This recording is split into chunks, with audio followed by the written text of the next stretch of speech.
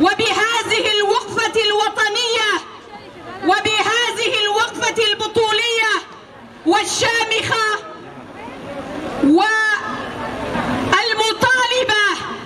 بالحقوق الديمقراطية والعدالة والمساواة، والتي هي نتاج فلسفة القائد عبد الله أوجلان.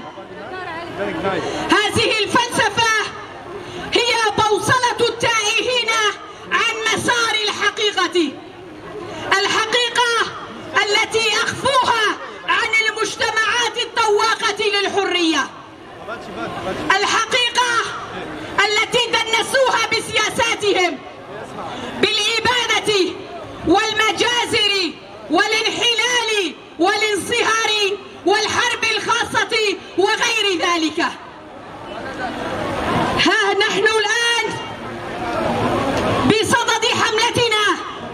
حملة حرية القائد عبد الله أوجلان جسديا والحل السياسي للقضية الكردية، القضية التي تمثل محور القضايا في الشرق الأوسط. نعم، هذه الفلسفة التي فضحت خيوط المؤامرة بحق القائد وبحق الشعوب والمجتمعات في الشرق الأوسط، وحتى بالمستطاع القول بالعالم أجمع، مجتمعات تريد أن تعيش كما هي، تريد أن تعيش بإرادتها وبكيانها، تريد أن تعيش بحرية على أرضها بدون تدخلات من سياسات الاحتلال وغير ذلك من متربصي أعداء الشعوب، أعداء الحرية وأعداء المرأة، الذين يستهدفون دائما المرأة في شخصها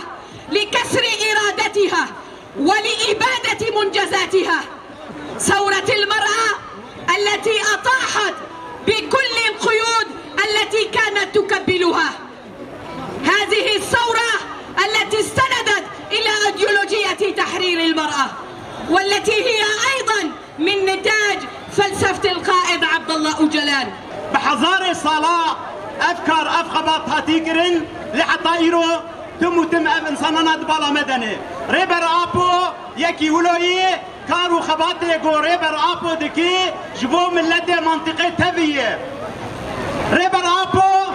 نتني مروكار ببيجي ريبر ملتي كردي ريبر ملتاي جبر ريبر أبو كارو خباتي جو كريه ريج تكوشينر وكريه الفلسفة